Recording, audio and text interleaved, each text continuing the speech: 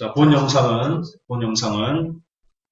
KBS에서 명경만리라는 곳에서요, 그 인구 구조의 변화에 따른 한국 경제의 변천 모습 그리고 위기 요인에 대해서 설명을 한 건데, 제가 엔드타임즈 기사를 써놓은 내용입니다. 이걸 근거로 제가 기사를 썼는데, 오늘 이 내용을 보면서 좀 더 디테일하게 설명을 얼마나 위기인지에 대해서 알려드리도록 하겠습니다. KBS 명경만리 베이비 부모 기로에서다 함께 보겠습니다.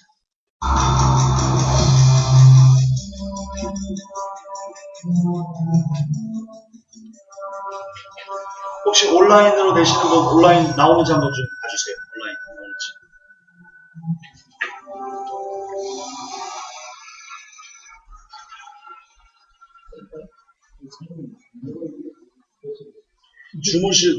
너무 어두우면 주무세요.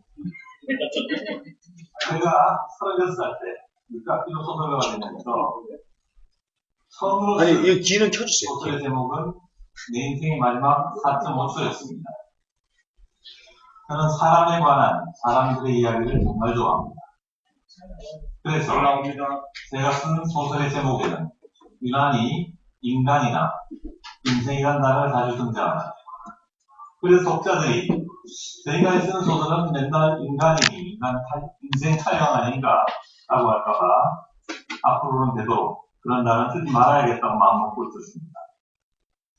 그러나 저는 최근 또다시 인간이라는 단어가 들어가는 소설을 내고야 말았습니다. 베이비붐 세대가 주인공인 투명 인간이라는 장편 소설인데요. 제 모든 것을 쏟아부은 소설이긴 합니다만 제가 베이비붐 세대에 관해 소설만으로는 미처 담아내지 못한 이야기가 있었습니다. 그래서 저는 그 이야기를 하기 위해 오늘 이 자리에 섰습니다. 이것은 앞으로 10년 동안 700만 베이비붐 세대 은퇴 폭탄으로 인해 우리 사회에 닥칠 위기와 절박한 미래에 관한 이야기입니다.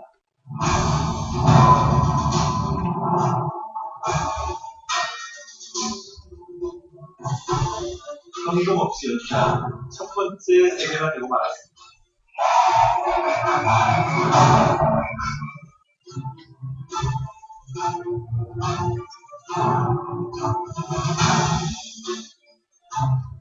우리 베이비붐 세대는 어떤 선택을 해야 될까요?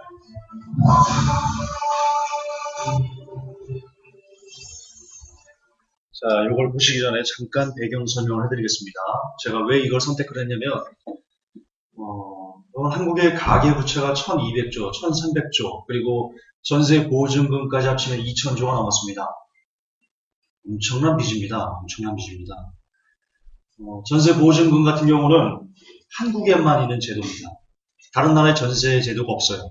그래서 우리나라의 빚은 그리스보다도, 개인 부채에 관련해서 그리스보다도, 미국보다도, 일본보다도, 전 세계 어느 나라보다도 개인 부채로는 한국이 단연 탑이다.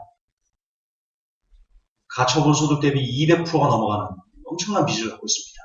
근데 그 빚의 구조가 어떻게 되냐면, 쉽게 데이터가 조금씩 다르지만 쉽게 말해서 반반으로 보시면 됩니다. 50%는 주택담보대출, 50%는 자영업대출, 그렇게 보시면 됩니다. 그래서 개인 부채, 이 가계부채가 터지면 주택담보대출이 터지든 아니면 자영업자 부채가 터지든 둘 중에 하나만 터져도 한국의 가계부채는 그날로 터진다. 한국 가계부채가 터진다는 것은요, 그냥 여러분 경제가 쑥대밭이 된다라고 보시면 됩니다. 그 나라의 경제를 구성하는 주체가 세 개가 있습니다. 정부, 기업, 개인입니다. 우리나라 국민, 정부, 기업, 국민이 그 나라를 구성하는 3요소입니다. 근데 그 중에 가계부채, 개인이 파산이 되면, 아니 국민 없는 나라가 어디 있습니까? 세금은 어디서 냅니까? 그러면 지금 현재 어쨌든 정부가 국민으로부터 담배세를 인상하든 소주세를 인상하든 지금 간접세를 인상해가지고 그걸 억지로 세수를 메꾸고 있는데 그 돈으로 복지를 하는 겁니다. 노인분들 빈곤복지 위해서 경로당 보일러도 지원하고 기초생활수급도 주고 이런 일을 하고 있는 건데, 국민들의 가계부채가 터져서 더 이상 국민들이 국가에 낼 세금이 없으면 국가는 마비되는 겁니다. 월급을 누가 줍니까? 공무원도 월급을. 경찰을 어떻게 운영합니까? 소방서를 어떻게 운영합니까? 국민이 파산하면 그 나라는 그냥 박살난다. 그렇게 보시면 됩니다. 근데 국민을 파산에 이르게 하는 게 뭐냐? 빚이라니까요, 빚. 근데 그 가계부채가 어떻게 구성되어 있냐? 지금 전 세계 넘버원, 전세금까지 합쳐가지고 전 세계 넘버원 되는 이 가계부채를 어떻게 구성되고 있냐? 주택담보대출, 자영업대출이니까요. 따라서 결론적으로 자영업이 무너지면, 자영업이 박살나면 어떻게 됩니까? 예, 한국 경제는 박살납니다. 이거는 뭐 그냥 야, 김종서, 자영업 박살난다고 무슨 한국 경제를 넘어가? 이렇게 말하는 사람은요, 정말 경제의 경자도 모르고, 기억자도 모르는 사람입니다. 우리나라는 자영업이 무너지면 경제가 무너집니다. 왜냐면, 지금 현재 경제활동 인구가 있어요. 그 중에 30%가 자영업입니다. 우리나라는 OECD 평균 자영업 비율이 굉장히 높은 넘버원 단연탑이거든요. 30%가 자영업으로 좀 먹고 살아요, 사람들이. 그리고 그 30%가 가계부채의 50%를 갖고 있어요. 따라서 자영업이 무너지면, 자영업이 붕괴하면 한국 경제는 그날로 붕괴해요. 여기에 반론을 제시할 수 있는 경제학자 있으면 나와보세요.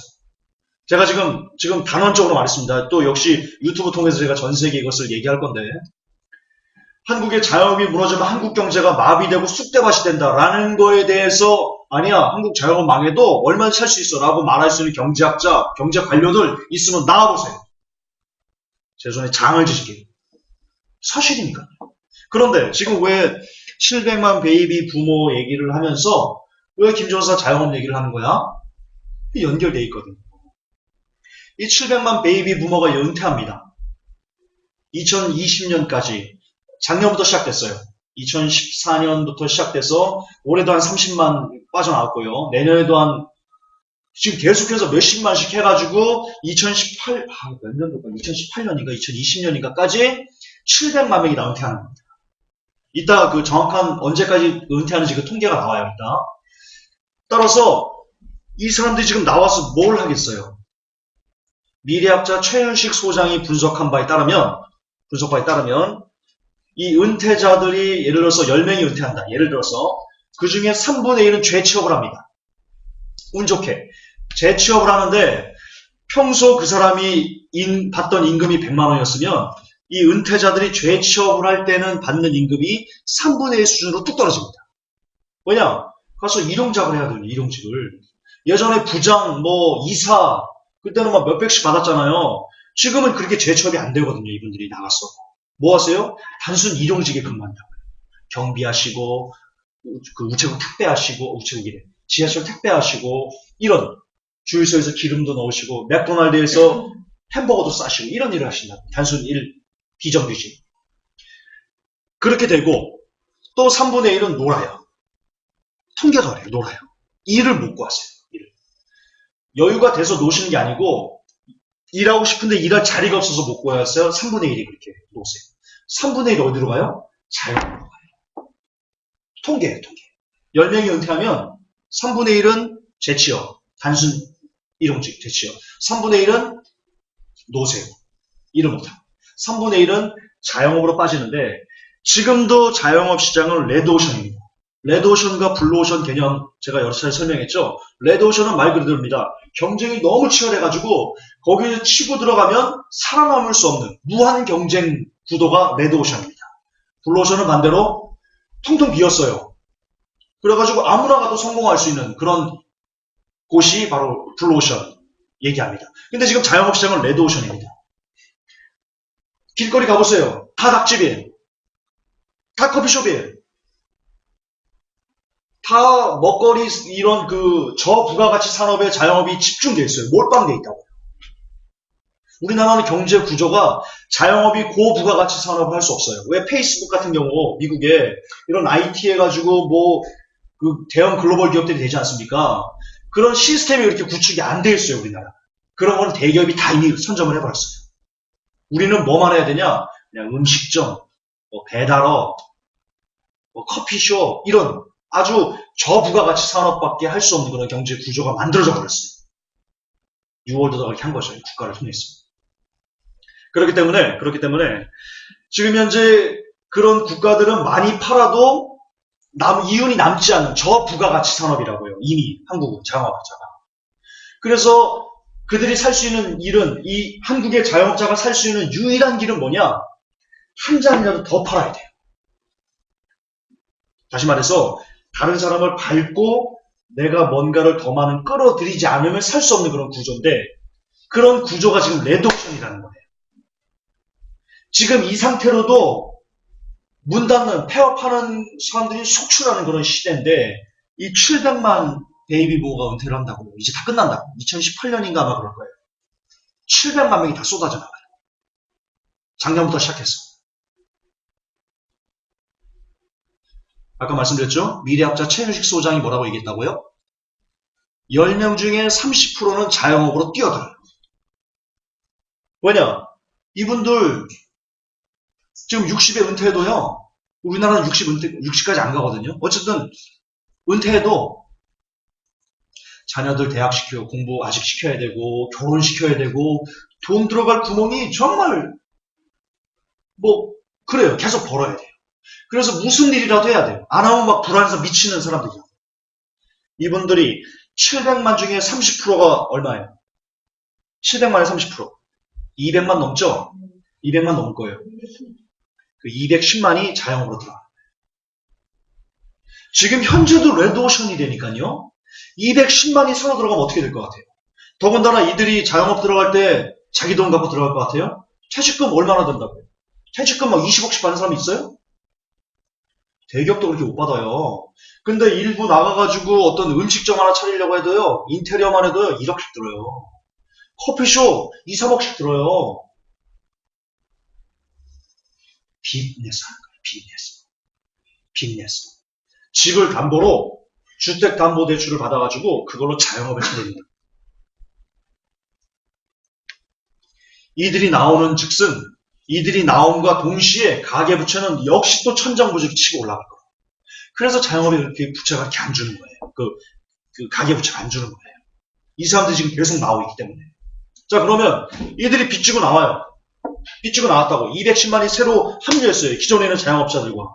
지금도 레드오션이에요. 이들이 나오면 어떻게 될 것 같아요? 자영업 시장이 어떻게 될 것 같아요? 하루가 멀다고 문을 닫을 수밖에 없어요. 근데 문제는 뭐냐? 이제 금리 인상이 기다린다. 되게 무서운 거예요. 지금 금리가 뛰지 않아도요. 금리가 오르지 않아도요. 이분들만으로도 자영업은 무너져요. 이분들만. 그런데 여기에 금리까지 뛰면 이 사람들이 빌릴 때 고정금리 안 빌리거든요. 다 변동금리거든요.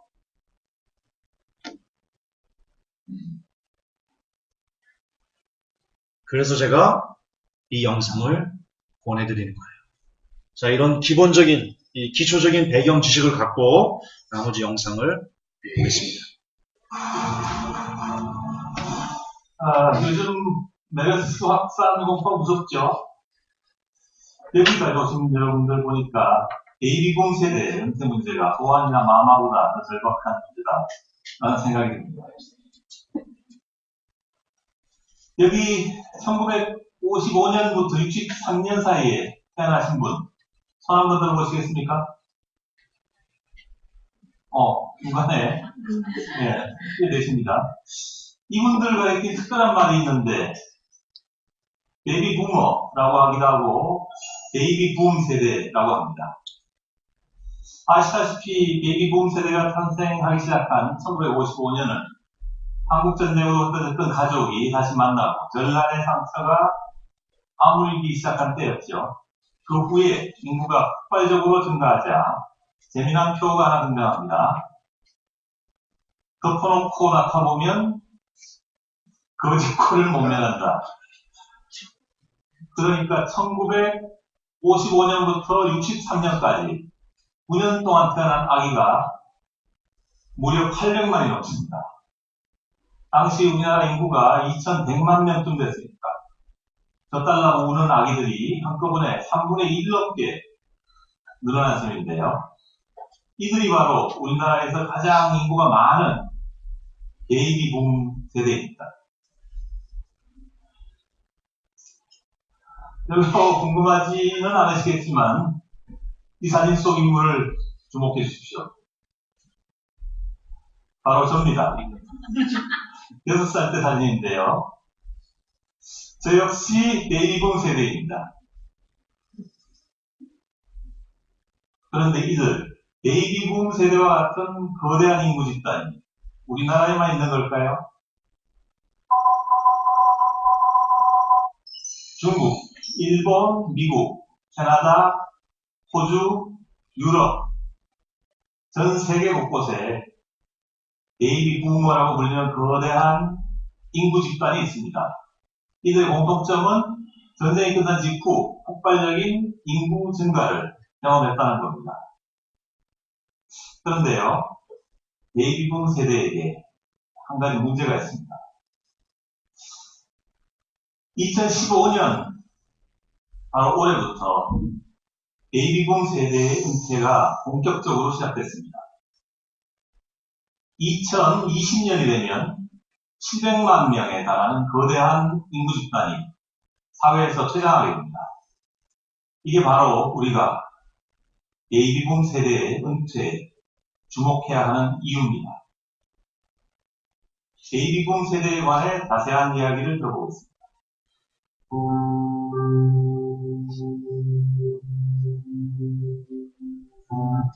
잘 주목해서 들으세요. 지금 엄청나게 위험한 얘기를 여러분 하고 있는 겁니다. 이번 방송에서. 되게 무서운, 여러분의 생활에 직접적으로 여러분을 거지로 만들 수 있다는 그 위기를 지금 얘기하는 겁니다. 잘 들으세요. 저는 1960년 경상북도 상주의 농촌 마을에서 태어났습니다. 집집마다 대여섯 명의 아이들이 자라던 시절이었지요. 어머니의 손에 이끌려간 초등학교 입학식,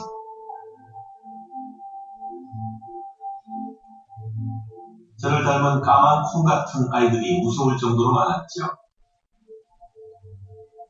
교실이 턱없이 부족해서 2부제 수업을 받아야 했습니다.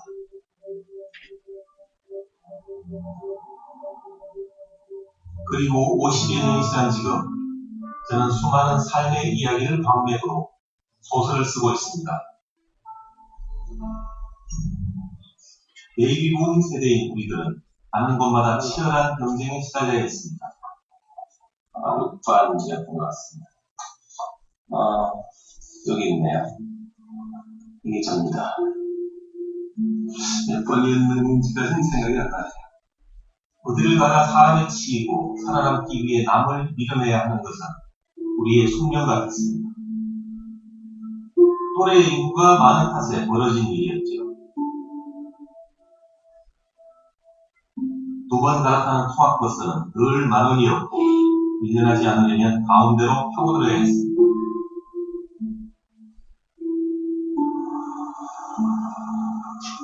베이비붐 세대인 우리는 앞만 보고 달려왔습니다.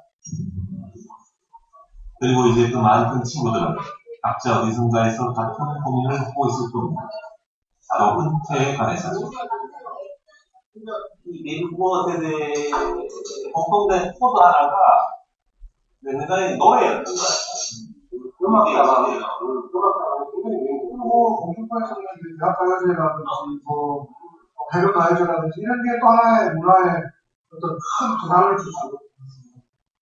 등산이 유행된 것도 우리 때문에 유행된 거 아닙니까? 그러면서 등산복이라는 것 자체는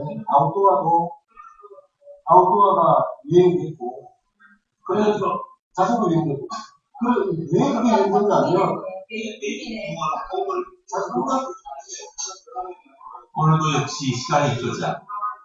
목전에 와 있는 은퇴와 막연한 미래에 대한 이야기로 이어집니다. 저희 60까지 정년이라고 생각하면 한 5년밖에 안 남았는데 그 기간에 자기 직장 다니랴 또 가족들 건사하랴 하면서 사실 얼마나 준비했겠어요. 자식들 키우랴 그러다 보니 정말 다들 당황스러운 마음이 많아요. 제 생각에는. 계획할 수 없는 것 같아요. 이게 좀 대책이 별로 없거든요. 저는 오히려 막연하게 무슨 전원이 어떻고, 그 다음에 나중에 시대가 어떻고 하는 생각은 저는 전혀하고 접기로 했어요. 그냥 하루 가지고 사는 거예요. 그러니까 700만 베이비 붐 세대의 은퇴한 문제. 우리 모두에게 부과된 오늘의 숙제입니다. 결국은 미국노가 우리 세대의 문제가 처음 시작이야. 결국은 앞에 얘기했던 그 많은 문제점을 결국 마지막까지도 처음 시작하는 거지.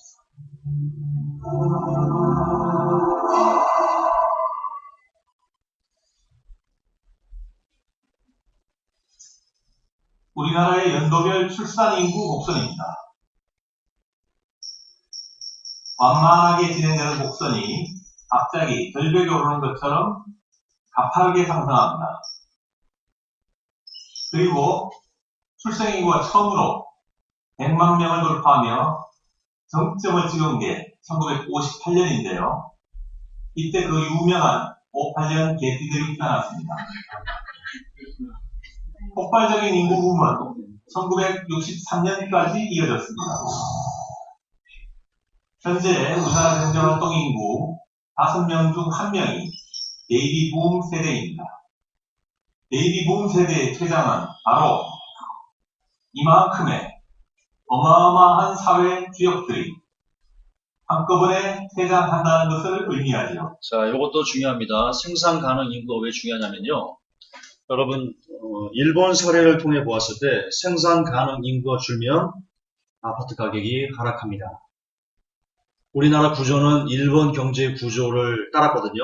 일본 경제 구조를 그대로 받아서 박정희 정권에서 경제 발전을 했습니다. 그래서 너무나 흡사합니다. 일본이 수출 위주의 경제 발전이지 않습니까? 우리도 그렇습니다. 일본이 기타 경제를 살리기 위해서 사슴이 다니는 도로, 사람이 다니지 않는 도로, 이런 그 대규모 건설 토건 사업을 해서 경제를 살리려고 했지 않습니까? 우리나라 이명박 대통령이 그걸 그대로 받아가지고 4대강이 삽질하고 기타 지방공항, 우리나라도 비행기가 안 뜨는 공항이요 수두룩합니다. 무안 이런 거, 무안공항 있죠? 무안공항 비행기 안 뜹니다. 도로도 마찬가지입니다. 차 통행세를 못 거둘 도로를 막 우후죽순으로 만들고 지자체들이. 이처럼 일본식 경제발전과 너무나 흡사하다. 그래서 일본이 생산 가능 인구가 줄면서 주택가격이 거품이 꺼지면서 아파트 가격이 하락했듯이 우리나라도 생산 가능 인구가 줄면 지금 현재 아파트 가격이 더 이상 지탱할 수 없는 그런 위기가 옵니다. 그런데 우리는 일본보다 더 나쁜 이유가 한국 국민의 자산의 80%가 부동산에 몰빵되어 있다는 겁니다. 그래서 이제 부동산 거품이 꺼지면 일본보다 훨씬 더 큰 충격파를 한국 사회에 던질 것이다. 금리 인상이 그 일을 해낼 것이다. 금리 인상, 미국의 금리 인상. 미국의 금리 인상 이후에 과연 회복교의 상황, 한국 경제의 상황, 한국 사회의 상황, 과연 어떻게 변할 것인가? 아무도 예측할 수 없다. 아무도 예측할 수 없다. 어쩌면 여러분 중에 상당수는 교회에 못 나올지 모릅니다. 차비가 없었어. 그럴지도 모릅니다.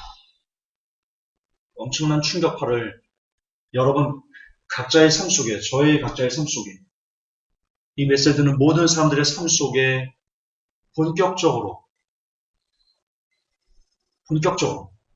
그 위기를 가시화시킬 것이다.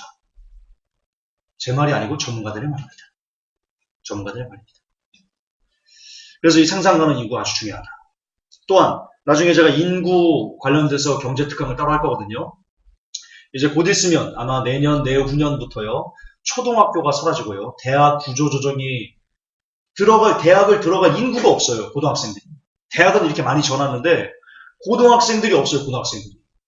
그래서 골라가거나 아니면 아예 문 닫는 구조조정 통폐합되는 그런 대학들이 우죽순으로 쏟아질 것이다. 유치원들 없어질 거고요. 산부인과 없어질 거고요. 왜냐면 이거 지금 나중에 인구 구조할 때 할게요. 제가 해드리고 싶은 말이 너무 많아요. 이게 가임 여성이라는 게 있어요. 요것만 말씀드릴게요. 가임 여성. 우리나라는 15세부터 44세까지를 가임 여성이라고 합니다. 임신할 수 있는. 그런데 실질적으로 이 애를 출산하는 연령대는요. 20, 30대가 90%입니다. 90% 이상입니다. 나머지 10대나 40 넘어서는 아예 안 낳습니다. 그런데 이 20, 30대 여성들이요, 없어요. 지금 없어요. 가임 여성 수가 너무 줄었어요. 너무 줄었어요. 그래서 인구 폭탄을, 곧 있으면 인구 폭탄을 한국이 맞게 될 것이다. 이런 생산 가능 인구 자체가 아니고요. 한국의 인구 자체가 없어지는 아니에요. 한국 인구. 아까 말씀드렸죠? 그 나라를 구성하는 데는 국민, 그리고 정부, 경제까지 합치면 기업이 있습니다. 그 중에 국민이 생산 가능 인구 아니고 전체 국민 수가 확 줄어갑니다. 한국 경제는요, 지금 정말 풍전등화에 있습니다. 여러분이 정권에 속는 겁니다. 정부가 속이는 겁니다. 그건 역시 뉴월드 오더가 그렇게 지금 쇼하는 겁니다.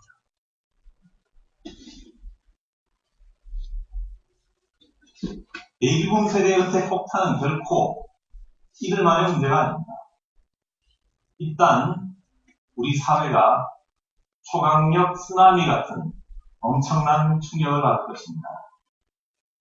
준비 없는 은퇴는 베이비붐 세대 개개인이나 이 사회에나 해제장치 없는 시한폭탄과 같습니다.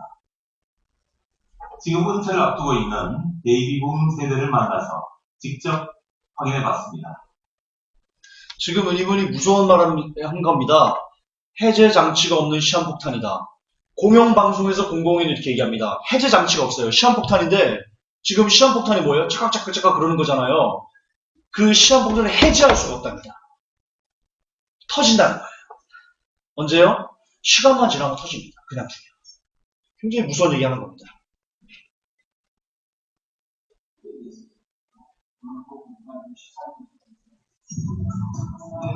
올해부터 베이비붐 세대의 본격적인 은퇴가 시작됐으니까요. 전국 곳곳에서 은퇴라는 타이틀을 건 다양한 강연들이 진행되고 있었습니다. 은퇴를 앞둔 베이비붐 세대도 어렵지 않게 만날 수 있었습니다.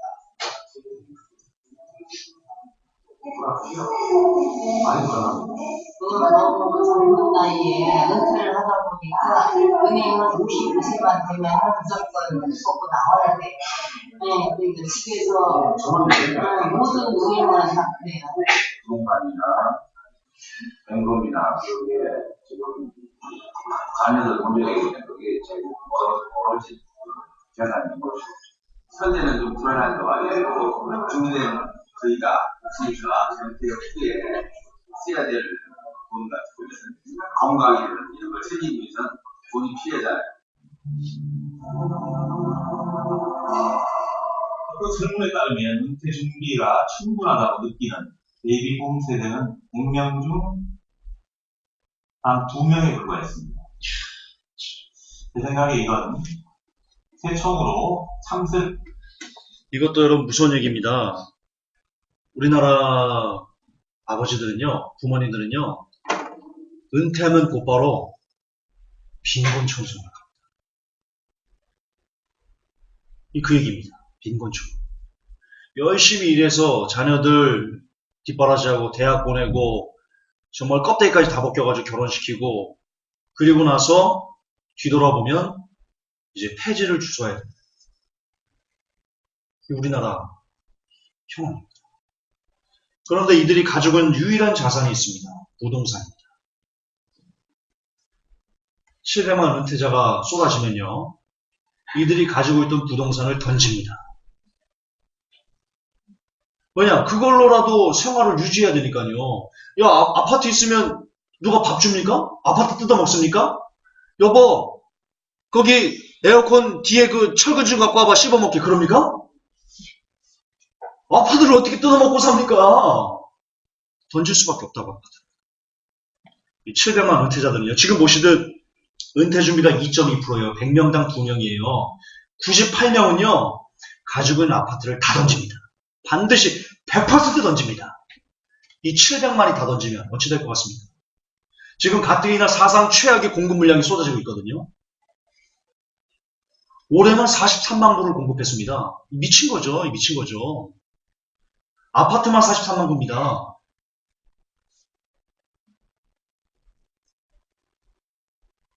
그럴 때 이미 초과 공급으로 아파트나 이런 그 건설 물량이 쏟아져 나가고 기존에 가지고 있던 은퇴자들이 던지고 여기서 던지고 여기서 던지고 쌍으로 던지고 그러면 어떻게 될 것 같습니까? 정말 이런 표현 써야 됩니다. 이런 표현 써야 됩니다. 욕한다 하지 마십시오.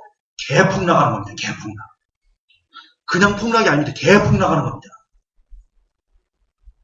제 말이 맞나 틀리나 지켜보십시오. 개폭락할 겁니다. 이건 너무나 뻔한 겁니다. 산술적. 산술적.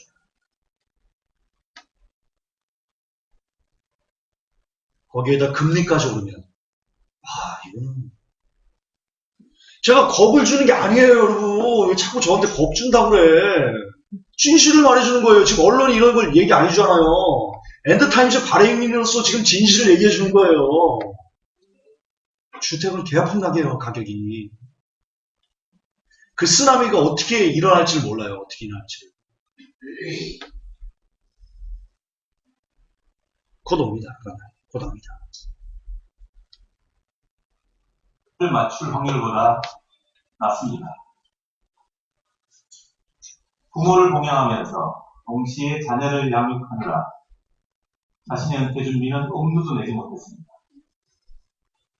말 그대로 앞뒤로 꽉 끼인 세대라는 뜻이죠.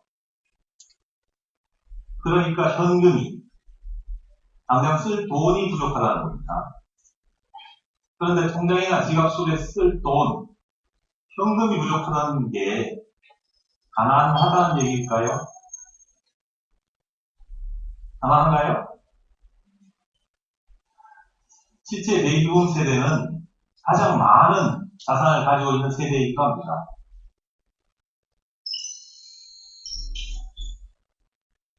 베이비붐 세대의 평균 자산은 3억 9천만 원입니다. 이 자산 중에 금융 이거 역시 왜곡된 통계입니다. 1%가 이만큼 가지고 있는 겁니다. 거의 대다수 사람들은 자산이 형편없습니다. 그걸 평균 내니까 3억 9천이 되는 겁니다. 우리나라가 굉장한 그 부의 불평등이 심화되는 가장 심한 것이 또 바로 이 A붐 세대에서 일어나고 있거든요. 이거 잘못된 통계입니다. 아니, 그러니까 진실이 아닌 통계입니다. 어쨌든 그럼에도 불구하고 위험합니다. 보세요. 자산, 즉 현금이 차지하는 비율은 보시는 것처럼 6천만 원 정도밖에 안 됩니다. 그렇다면 이 나머지는 뭘까요? 네, 부동산입니다. 베이비붐 세대가 갖고 있는 부동산 중 10중 8구는 아파트입니다. 웬만큼 살던 중산층도 은퇴하면 아파트 한 채만 달랑 남는단 말이 괜히 나온 게 아니죠. 제가 우리나라에서 전형적인 중산층으로 살아온 한 남자의 아파트와 함께한 인생을 그려봤습니다. 참고로 우리나라 아파트는 약 800만 가구 정도 우리나라에 있습니다. 아파트 때문에 울고 웃었던 한 집단이 있습니다. 바로 베이비붐 세대가 아닐까 싶은데요. 제가 8년 됐기 베이비붐 세대의 사회적 은퇴를 앞두고 있는데 이 세대가 그 아저씨 집안자산만 하고 이렇게 살아왔으니까 그걸 또 이렇게 외근 만리에서 돌아오냐니까 추억도 돌아오게 그래서 주제를 만들겠습니다.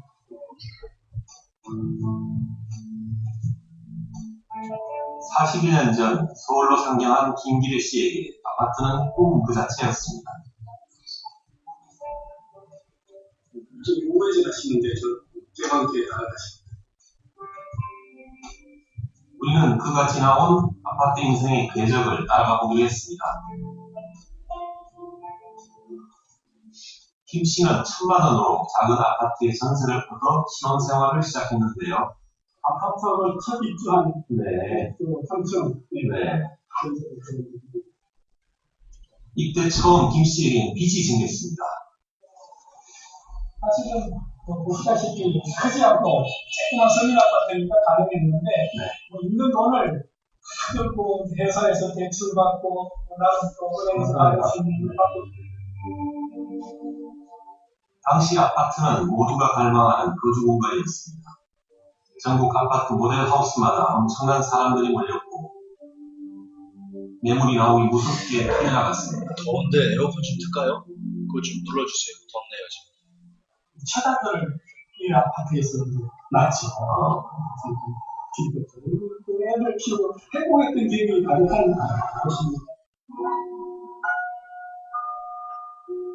비록 내 집은 아니었지만 김기래 씨는 이 아파트에서 중산층 진입에 희망을 품었습니다. 내 집 마련을 목표로 누구보다 열심히 일한 시기이기도 하고요. 그리고 5년 뒤 김 씨는 드디어 자신의 명의로 된 첫 아파트를 장만합니다. 경북 상주에서 정말 상주에서도 시내 거기서 한 5가구, 6가구만 사는데 조그만 집을 들어가가지고 서울 와가지고 내 돈을 모아가지고 이 집을 사서 들어가는데 진짜 성공한 같은 기분이 들었다니까요. 서울에 내 집을 잡아왔다니. 그리고 그는 또 한 번 꿈을 이뤘습니다. 서울 강남에 입사한 겁니다. 중학교에 들어가는 아들의 교육을 고려해 내린 결정이었습니다. 여기 이사해서 왔을 때 느낌이 어떠셨어요? 네, 여기 왔을 때는 첫도 내 집을 장만했을 때는 좀 달랐던 게 정말 그 첫놈이 서울 강남에 입성했다는 그런 감격이랄까요? 그런 느낌이 솔직히 있었죠. 이때부터 우리 사회에는 아파트를 둘러싼 욕망의 레이스가 펼쳐지기 시작합니다. 그 당시는 뭐 그래도 내가 살 때보다 2배 정도 오르는 가격이었거든요. 네. 많이 올랐다 생각하고 2006년도에 팔았는데 2007년도에 딱 다운이 돼가지고 13억이 돼서 이 집이 됐죠. 어지간히 그러면 속이 좀 상하셨겠습니다. 그때 사람 속이 시원하게 아직도 좀 상해 있으면 그 지나갈 때마다 반포대교를 맨날 때마다 좀 속이 상하죠. 이게 무슨 일이에요? 이제 뭐 서울 시민들에게는 힘들 것 같습니다. 네. 우리 사회는 부동산을 통해 자산을 늘려왔습니다. 자, 이때는 이게 가능하죠. 왜냐면 생산 가능 인구가 계속 증가하고 있었고, 인구가 계속 증가하고 있었다고요. 그러니까 뭔가를 아파트를 지으면 그 아파트에 들어가 살아준 아파트를 살 사람들이 계속 증가하고 있었던 때입니다. 그러니까 계속 아파트를 공급하면 살 사람이 있으니까 가격이 오를 수밖에 없었죠. 그런데 지금은 그 상황이 바뀐 겁니다. 생산 가능 인구가 줄고 아파트를 살 사람들의 수요가 줄고 근데 아파트는 계속 늘어나고 재건축으로 해가지고 또 아파트가 늘어나고 은퇴자들이 던지고 아파트는 다시 말해서 공급은 계속되는데 수요자는 줄어들고 지금은 아파트가 오를 수 없는 그런 경제적인 구조가 고착화되었습니다. 대부분 세대 역시 그 흐름에 적극 동참했습니다. 지난해 1월 은퇴를 앞둔 김기래 씨는 어쩌면 마지막이 될지도 모르는 또 한 번의 선택을 했습니다. 하지만 이번엔 서울이 아니었습니다.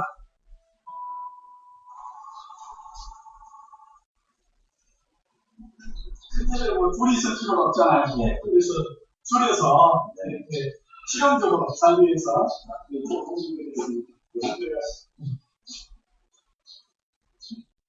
예전에 비해 집 크기는 절반으로 줄었습니다. 저도 역시 뭐 인류재산에 열리는 없으면 그냥 애들 공부시키느라고 뒷바라지하고 다 들어가서 저축한 데서는 뭐 그냥 집 한 채죠. 사실은 그리고 노후라고 해야 이제 얼마 안 되는 국민연금, 그 정도 퇴직금 조금 그렇습니다. 사실. 자신은 돌아볼 틈도 없이 가족을 위해 숨가쁘게 다녀왔습니다. 하지만 은퇴를 앞둔 김 씨의 손에 남은 건 아파트 한 채가 전부입니다.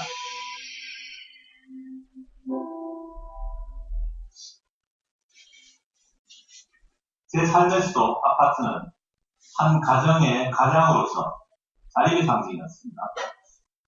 저는 1988년 결혼과 함께 부모님의 도움을 받아서 16평 아파트에 전세로 들어갔습니다.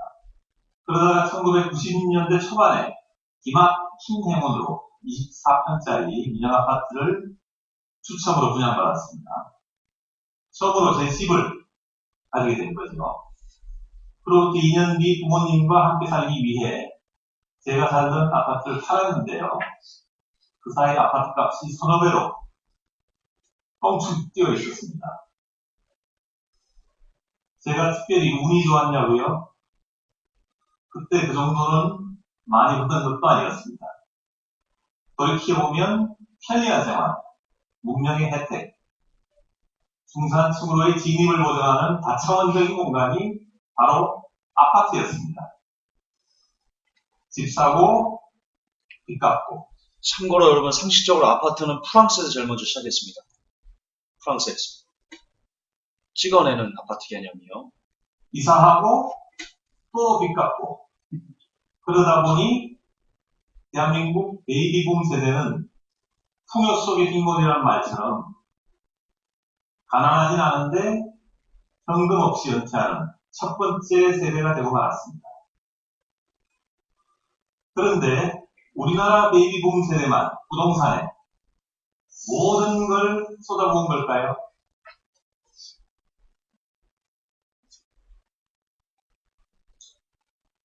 세계 각국의 자산 중 부동산이 차지하는 비율을 살펴보죠. 자, 우리나라는 전체 자산에서 부동산이 차지하는 비중이 80% 정도입니다. 다른 나라는 어떨까요? 미국, 일본, 영국 다 비슷비슷한데요.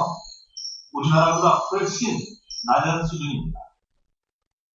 저기 유일하게 스케일을 빼놓고는 말이죠.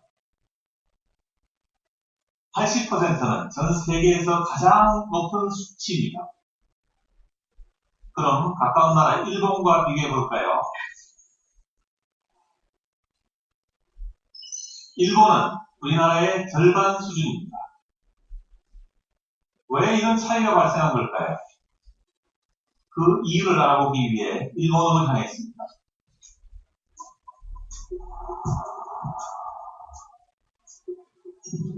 일본 도쿄 중심에 위치한 공원을 찾았습니다.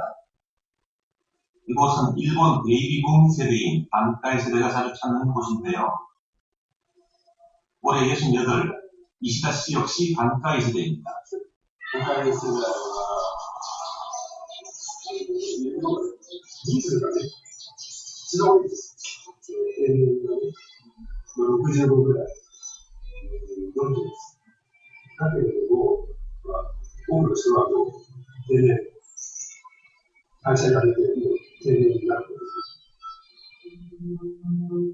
반카이 세대는 47년부터 49년 사이에 태어난 인구 집단으로 일본을 세계 제2의 경제 대국으로 이끈 기업들입니다. 반카이 세대는 2012년부터 산업 일선에서 썰물처럼 빠져나고 있습니다. 은퇴 준비는 어떻게 했을까요?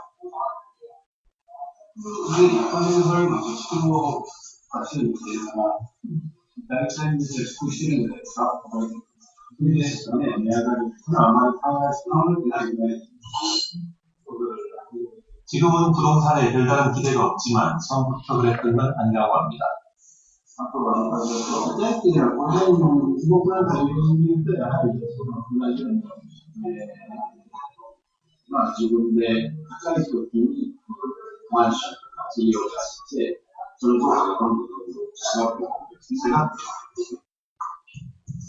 (1985년) 부동산 가격이 폭등하면서 일본 반카이 세대 역시 아파트에 투자했습니다.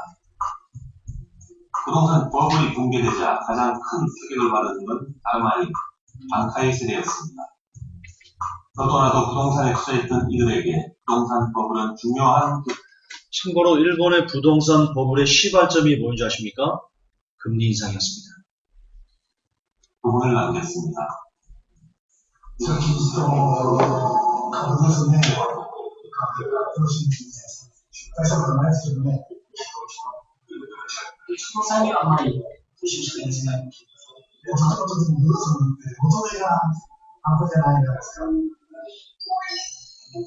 실제로 버블 붕괴 이후 일본 사람들의 자산에서 부동산이 차지하는 비율은 급격히 줄어들었습니다. 버블 붕괴를 겪은 일본 다카이 세대는 새로운 은퇴 준비 방식을 고민하기 시작했습니다. 버블 경제라는 걸 직접 젊은 시절에 직접 목으로 접했을 텐데 그 이후로 어떤 자신의 그 미래 계획 같은 게 어떻게 바뀌었나요? もうほとんどそういうことしない。だけど、電車に投資はしない。満期になったら10年後に、いくら来るとか、それを今度は、1年後に来るとか、そういう公営投資。それが結構今、そうだね。 야마자키 씨는 아부 쿠제니에 관한 속담에 빗대어 당시의 기억을 떠올렸습니다. 自分の、汗水、入って取った金じゃないやつは、自分の身につかないっていう悪戦としてこれなんですけど、だからもう全然、バブルに対しては、やっぱしって感じ。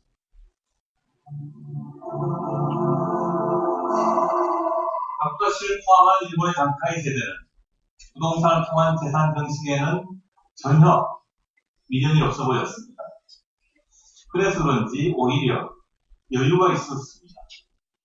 거품 경제 이후 부동산에 대한 기대를 완전히 버리고 노후를 위해 현금을 더 많이 보유하는 쪽으로 방향을 바꿨고 비교적 넉넉한 연금 혜택으로 은퇴를 맞이할 수 있었다고 하는데 자, 이게 또 일본 경제를 갉아먹는 겁니다. 일본의 노인분들이 연금으로 받는 돈이 상당하거든요. 일본은 복지가 괜찮게 되어 있습니다. 근데 그게 문제가 뭐냐면,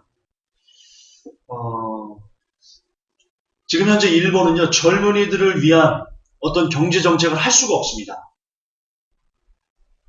이 노인들이 연금을 삭감한다거나 노인들의 복지를 축소하는 어떤 정책을 내면 노인들이 표를 안 줍니다. 일본 정부가 당선을 못합니다. 일본 정부의 노인들을 거부하는 이 연금 삭제나 뭐 이런, 근데 지금 일본은 이런 것을 해야 되거든요. 노인들의 높은 수준의 연금을 깎고 그 연금을 젊은이들을 위해서 돌리거나 기타 어떤 일본의 경제를 선순환시키는 데 돈을 돌려야 되는데 노인분들이 자기들의 권리를 깎는 법안만 상정하면 표를 안 줘버려요. 표를 안 줘버려요. 지금 이제 노인들의 손에서 이 정권이 왔다 갔다 하거든요, 지금. 투표. 그래서 지금 이게 좋은 거라고 보지만요, 지금 이렇게 얘기를 하지만 실질적으로는 이게 지나칠 정도의 노인 그 복지거든요. 나중에 제가 일본 그 경제 특강할 때도 한번 해드릴 건데, 구체적으로 하나만 예를 들면, 일본의 케어보험이라고 있습니다. 걔네는 케어라는 말이 안 되지, 개호보험이라는데, 집에서 내가 개호보험을 들었다 이거예요. 집에 딱 있어서 문턱이 이렇게 너무 높아요. 전화를 하면 와서 문턱을 낮춰줘, 고쳐줘요. 이런 시스템까지 돼 있어요. 노인들을 위한 거의, 일본 사람들, 노인들을 위한, 진짜 파라다이스? 라고 여러 선진국에 비했을 때 아주 굉장히 좋은 그런 복지를 갖고 있어요, 일본이. 그래서 결론적으로, 지금 뭐 이렇게 해가지고 괜찮다, 현금으로, 은퇴로, 현금과 연금으로 은퇴를 준비하고 있다. 그러나 이건 역시 일본 경제를 깊은 수송으로 더욱더 빠져들게 할 수밖에 없는 그런 악순환이다. 일본은 살 수가 없다. 일본은 살 수가 없다. 지금 노인 복지 비율로 일본이 재정 지출을 엄청나게 하고 있거든요. 그걸 막아내야 돼요. 끊어내야 돼요. 일본이 살아내려면 살 수가 없다. 이걸 못 끊어내니까. 왜? 이걸 끊어내려면 정치가 뒷받침돼야 되는데. 이 노인 복지를 축소하려는 정치를 구호를 갖고 등장하기만 하면 표를 안 줘서 낙선시켜버리는. 끊임없는 악순환 가운데 일본은 망할 수밖에 없는 경제 구조를 갖고 있다. 이렇게 아셔야 됩니다. 하지만 우리나라 베이비붐 세대는 일본과는 전혀 사정이 다릅니다. 우리나라 베이비붐 세대는 오로지 부동산에만 투자하다 보니 부동산에 대한 기대, 관심, 위험성 또한 높아질 수밖에 없었는데요. 우리나라와 일본 베이비붐 세대에게 은퇴자금 마련을 위해 어디에 투자했느냐라고 질문했습니다. 과연 어떤 답이 나왔을까요? 한국 베이비붐 세대는 절반가량이 부동산을 뽑았습니다. 이에 반해 일본 반카이 세대는 100명 중 단 3명만이 부동산에 투자했다고 대답했습니다. 백발삼중입니다. 이것만 봐도 우리처럼 자산의 80% 이상을 부동산으로 보유하고 있다는 건 굉장히 기형적인 현상이라고 할 수 있습니다. 자, 그러면 앞서 우리나라처럼 부동산 비중이 굉장히 높았던 나라가 있었는데 기억나세요? 네, 스페인입니다. 도대체 스페인은 왜 이렇게 부동산 비율이 높은 걸까요? 혹시 우리처럼 이 나라 사람들도 부동산에 대한 기대가 엄청났을까요? 지금 스페인에선 무슨 일이 벌어지고 있는지 직접 확인해 봤습니다. 잘 보세요. 우리 미래일 겁니다. 지구 반대편 스페인에도 베이비붐 세대가 있습니다. 스페인 내전 이후 경제가 회복되기 시작한 57년부터 77년까지 태어난 인구가 1,500만 명이나 됩니다. 스페인의 고도 성장기를 치열하게 살아온 베이비붐 세대를 만났습니다. 30여 년간 출판업에 종사했다는 파쿠 씨. 그에게 집은 바로 중산층 진입을 의미했다고 합니다. 모든 가족이 함께 모여 즐길 수 있는 넉넉한 공간에 집을 마련하기 위해 누구보다 열심히 살아왔습니다. Nosotros los mejores. Éramos la mejor generación, la mejor. Y después durante 30 años nos hemos dedicado pues, a trabajar, a sacar adelante los proyectos de familia que cada uno tuviera, mis hijas en la universidad. 2002년 그는 약 4분의 전 재산을 들여 집을 샀습니다. La mía, la de mi familia, la de las niñas. Era todo. Más no se puede desear. 스페인 사람들에게 집은 각별합니다. 특히 스페인 베이비붐 세대는 스페인까지 보고 잠깐 10분 쉴게요. 다시 강의 이어갈게요. Cuando yo tener la casa es lo único que quiero. Entonces ha sido muy importante el tener esa casa. Pero las generaciones de baby boom, ¿no? De los que tenemos 50 y tantos, 60 años, seguimos pensando que el tener una casa en propiedad es algo que tienes que conseguir en la vida. Es un objetivo en la vida. Igual que los hijos o la familia. 그런데 2008년 금융위기가 터지면서 주택 가격이 폭락했습니다. 자, 이걸 설명하겠습니다.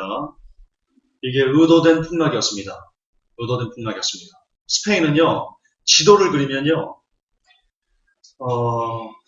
이렇게 있어 유럽의 이 지중해인가요? 그걸 깨고 뭐 수백 킬로미터가 이렇게 쫙 바다와 절벽이 이렇게 이어져 있습니다. 그래서 2008년 이 서프라임이 일어나기 전에 대규모 자금이 글로 집중돼가지고 그 수백 킬로로 이어진 그 해안을 따라서 호텔들이 부동산이 엄청나게 지어졌습니다. 이렇게. 그게 부동산 거품을 인위적으로 유도했습니다. 그러다 2008년 금융위기가 딱 터지면서 거기 투자했던 자금들을 썰물처럼 한 번에 싹 뺐습니다. 누군가 의도적으로 싹 뺐습니다. 그래서 거품이 터졌습니다. 스페인. 다시 말해서 스페인의 거품이 일어나기 전에 스페인의 이런 그 여러 가지 경제 구조를 보고 그거에 맞게 전략을 맞춰서 스페인 경제를 무너뜨리고자 했던 보이지 않는 세력들이 있었다는 겁니다. 투기 자금들이 이렇게 왔어요. 그래서 무너진 겁니다. 헤어나지 못한 거예요. 지금 이 우리나라도 그렇고요. 모든 세계 경제 붕괴에는 먼저 뭐가 있냐? 급속도로 엄청난 투기 자금들이 와서 투기를 거품을 일으킵니다.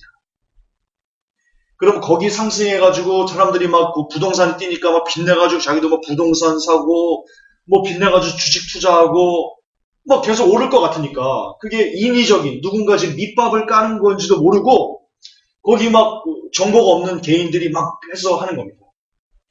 그러면 어느 정도 일정 시간 오르면요, 자기들이 했던 것들을 투자 수익만 얻고요, 한순간에 빼갑니다. 그러면 폭삭 주저하는 겁니다. 남는 건 뭐만 남습니까? 빚내가지고 부동산 사람들 개털 내는 거고, 빚내서 주식 투자하는 사람들 역시 개털 내는 겁니다. 이걸 양털 깎기라고 합니다. 인류의 경제 역사는 이것이 계속해서 반복되어 왔습니다. 그리고 지금 일어나는 양털 깎기는 인류가 존재한 일에 단 한 번도 있어보지 않은 전 세계적인 양털 깎기가 지금 진행 중입니다. 한 번도 이런 적이 없습니다. 어느 일부 국가를 상대로 양털 깎기가 있었던 적은 있어요. 투기 거품 일으키고 사람들 빚내가서 그 나라 국민들 쫓아오면 팔고 도망가서 망하게 하고, 이게 어느 일부 국가에서는 계속 진행되어 왔었어요. 미국은 미국, 일본이면 일본, 유럽이면 유럽, 그런데 지금 이게 일본, 중국, 러시아, 미국, 한국, 신흥국, 웬만한 나라에서, 전 세계 웬만한 나라에서 지금 이런 일이 지금 일어나고 있습니다. 그래서 제가 얘기하는 거예요. 지금 금리가 뛰면서 들어왔던 자금들이 한꺼번에 다 전 세계에서 빠져나가면, 어느 나라 이렇게 특정해서 넘어지는 것보다 넘어지지 않는 나라를 걱정하는 게 훨씬 더 쉬울 정도로 지금 전 세계적인 공황 상태, 버블 상태에 놓여져 있습니다. 예를 하나만 들면요. 장하준 교수가 쓴 책이 있습니다. 그들이 말하지 않는 23가지. 기회가 있으면 사서 보십시오. 거기에 자본주의의 폐해에 대해서 낱낱이 장 교수가 이렇게 밝혀놨는데, 그 중에서 제가 아주 인상 깊었던 내용이 하나가 있습니다. 예를 들어서 우리 김신환 집사님하고 제가 이 나라예요. 예를 들어서 두 나라가 전 세계 나라예요. 둘이 거래하는 무역 대금이 한 100달러면 돼요. 아니 100달러만 지금 주고받는 거예요. 전 세계에서 무역을 달러로 결제를 하지 않습니까? 기타 다른 유로화도 좀 쓰곤 했지만 어쨌든 전 세계 교역에서 이 지폐 화폐가 이렇게 주고받는 돈이 100달러예요. 그 규모가. 그거면 충분해요. 더 이상 돈이 필요 없어요.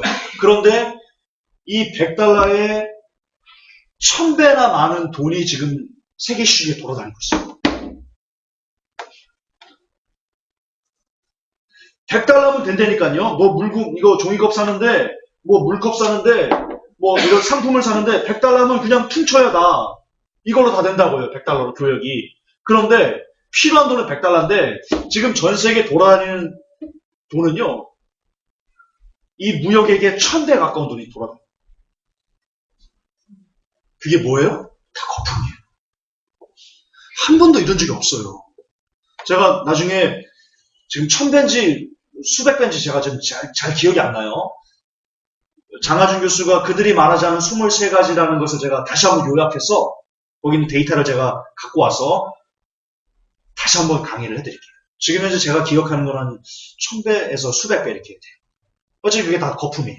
그게 꺼지면 와장창 무너져요. 스페인 인위적인 거품이었다. 그걸 설명드립니다. 스페인까지 한번 마저 보고 잠깐 쉴게요. 특히 스페인 금융당국의 무리한 정책이 더해지면서 대출을 받아 내 집을 마련한 사람들의 꿈은 산산조각 났습니다. Desastre de esta burbuja es de tal, mira, aquí hay, un poquito más allá, hay dos casas nuevas, la tenían más alta incluso Berza, a 440.000 euros. Ahora ni 200.000 euros. O sea, bueno, ahora tienen 400.000, no la venden, o sea, no se vende absolutamente nada. 풍부한 사람들이 당신간에 풍부한 선택을 했는데 그것 때문에 일생일대의 큰 공경을 겪고 있네요. 마드리드 외곽에 위치한 발데루스, 수도에서 고속철로 15분 거리에 위치한 전원 신도시로 각종 투자가 몰렸습니다. 하지만 주택 가격이 폭락하자 아파트 공사는 중단됐습니다. 신도시의 단꿈에 빠져있던 사람들은 교육, 의료 등의 기반 시설이 제대로 갖춰지지 않은 도시에서 빚을 허덕이며 살아갑니다. Mucho menos. Esas que valen 50 o 60.000 euros. Las que valían 200. No hay ilusión por darle algo a sus hijas, a mi hermana y a mí. Ellos ya son mayores. Dentro de poco se jubilarán. Entonces, ilusión por dejarnos una casa aquí, un negocio y dejarnos un futuro preparado. 베이비붐 세대인 오너프레시 역시 버블 전 풍경 좋은 해변가에 집을 한 채 장만했습니다. 자녀의 미래를 위해 빚을 투자한 겁니다. Pensaba en ganar dinero para mis hijos. Yo me estoy viniendo un poquito abajo mi ilusión. Me estoy desencantando.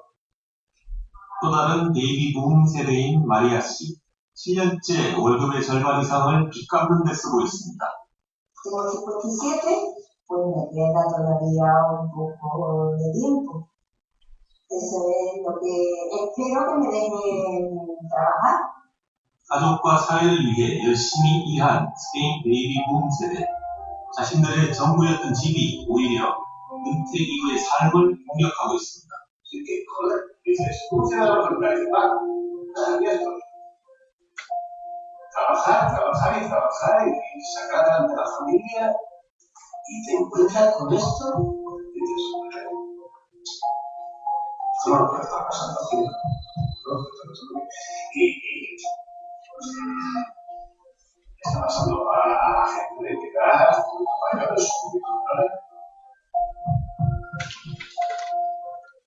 자, 간식 가시겠습니다. 자, 불 켜시고 우리 커피 좀 마시죠.